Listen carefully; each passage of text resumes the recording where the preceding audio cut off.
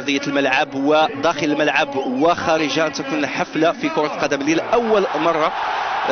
سيتم إنشاد النشيدين الوطنيين وليس عزفهما بالموسيقى.